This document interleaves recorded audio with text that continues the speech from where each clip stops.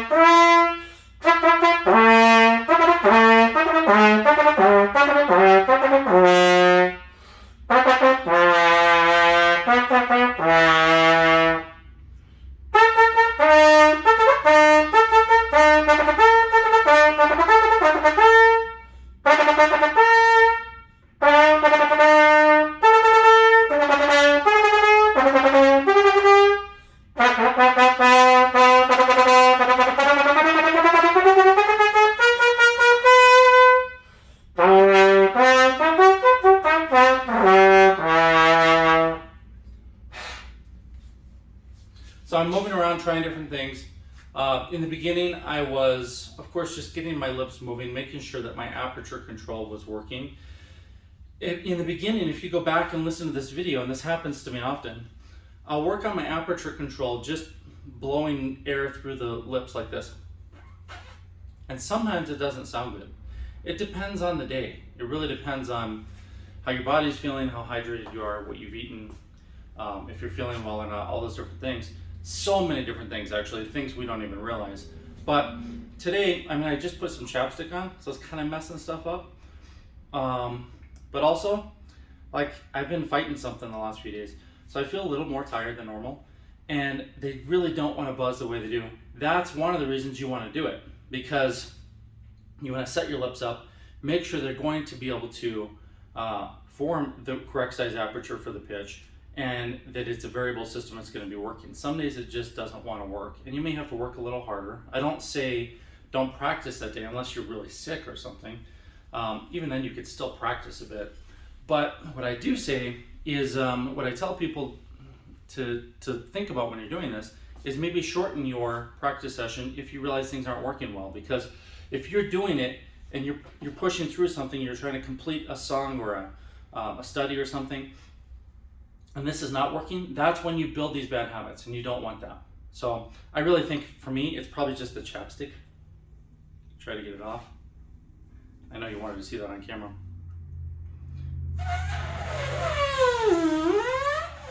feels a little better.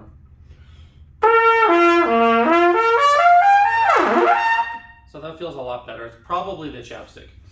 But just know that if things aren't working, maybe reduce your practice session or reduce the range, you know, play lower notes so you don't start to form bad habits, especially mouthpiece pressure habits. Especially, for most of you, if you've already had mouthpiece pressure habits, then your brain wants to go back to that already, so you really need to be careful not to do that. And then after that, I play this. Well,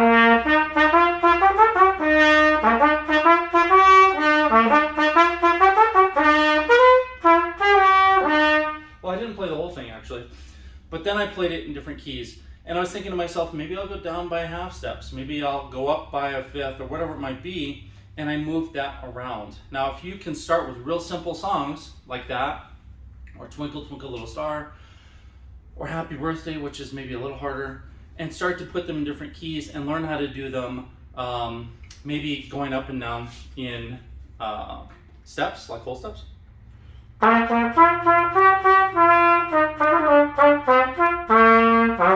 sorry.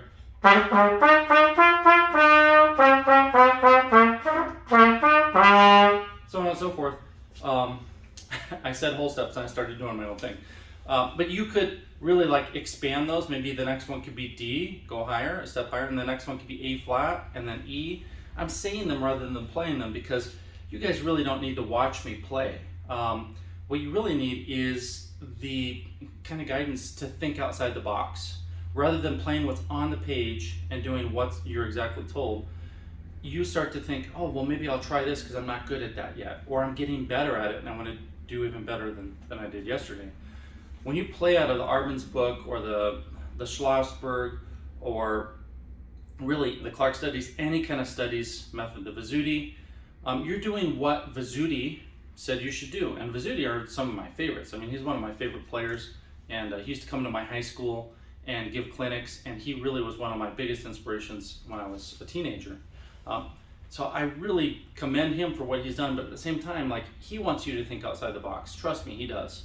So choose your own adventure. Maybe take a Vizzuti, exercise and move it into every key on your own rather than playing the way he did it, because he goes down by half steps or up by half steps, things like that. Do it your own way. Maybe create some variety, change the rhythms, change the articulation. Then I went into articulation, all that kind of stuff. So I'll do a little more so you can see more of what I do. I try to push myself in every session, and this is a condensed session because I'm doing it on camera, but I still try to do that. So let's go back to double tonguing. I'm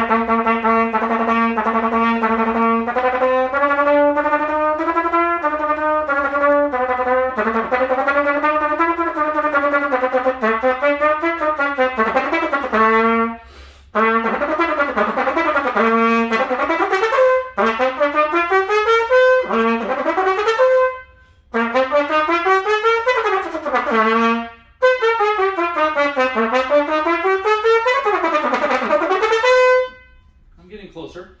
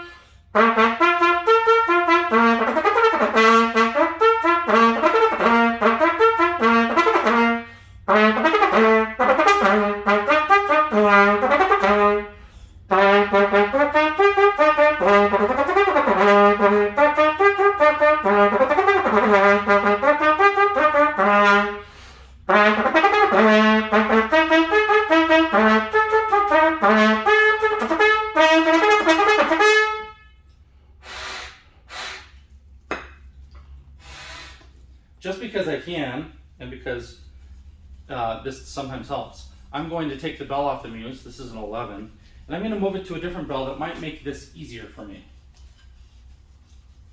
And those low notes tend to be a little bit tight, but it's probably because I don't play that much right now. So let's move over to, let's see what this is. Number 2 bell. Slide that on. You really should grease these before you put them on. Because we're on a video, I'm not going to grease them. All right.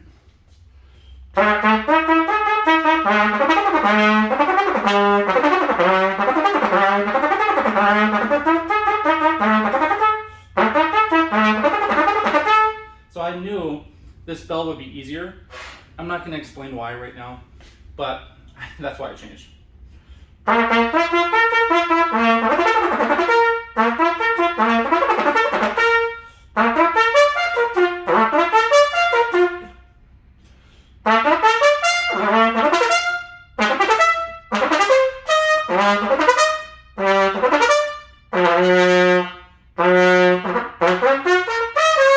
always have a hard time double tonguing low.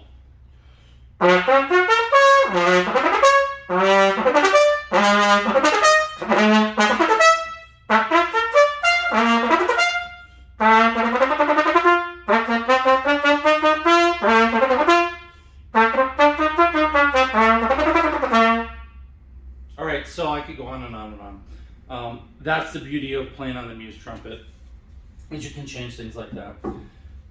In yesterday's video, I think it was yesterday's, I talked about the future of design and what we're doing with design. I finished one of the spinning tops, so I figured I'd show it to you guys real quick. And I also failed to mention in most of my videos, if you want to get on the mailing list to be able to purchase one of these as soon as they're released, you need to go to harrelsonmomentum.com. So it's my name, harrelsonmomentum.com. Somewhere on that page, right in the front, you're going to see a place to sign up for our latest innovations. The spinning top will be the next one. The pen will be the one after that. Spectrotone red will most likely be after that. And then the pocket knife. So lots of new things. Believe it or not, I've been making handmade custom knives, like pocket knives, folding knives, and fixed blades since the mid-90s. So that is something I've done just as long as I've done trumpets. Just most of you have never heard of that. So we will be doing knives. I've never made a pen. Well, I've made some pens, but I've never made one anything like what we're going to be doing. But originally when I started this company, I considered making watches. So, you know, like a Swiss type watch that was wound and very intricate and very difficult, because it seemed so challenging, so fun, and it was just a challenge, I guess. It just would be really fun to make a high-end product. I've never made a watch, and that will be one of my goals down the road, is to make watches, make all the little pieces and put them together. But for now, we're doing these things. It's a lot of fun. And remember, all this stuff is going to lead into the new trumpet designs. So if you want to hold and own technology that is really like a couple decades ahead of what you're going to find available anywhere else, this is the place to do it. This one is made out of aluminum, and I machined the brass ring and the brass center hub yesterday, and I designed that hub so it's just a solid piece of brass, because normally I would use silicon nitride, and that was the plan, but the assembly process of putting it all together added to the cost. And what I really want is for this to be affordable to you guys, so we can just make them and get them out to you at a good price. Now, they can't be really cheap, because there's literally billions of dollars of research and development into this technology. So the whole industry is really expensive. But the nylon ones, I'm pretty sure we're gonna be under $35 for those of you who are on the mailing list, because you'll get in on the first day. They might be more than that for people after that day, but those would be people that don't watch these videos. And then this one is the aluminum. I don't have a set price for it yet, but it's also going to be very reasonable. It's probably going to be around $50, which is, again, an incredible price. And the only reason I can get that price is because I'm working with the companies that have these multi-million-dollar machines, and we have to order enough of them at once.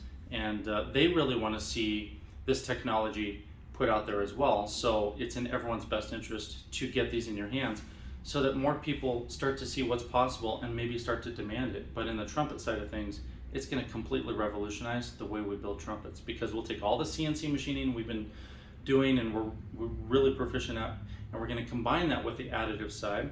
So laser sintering powdered metals is going to be combined with the CNC machining and with some of the completely fabricated components, but we will literally be CNC machining and laser sintering metal powder into trumpet bells, tuning slides, bell crooks, lead pipes, the valve casings, the pistons, all these things will start to use this technology.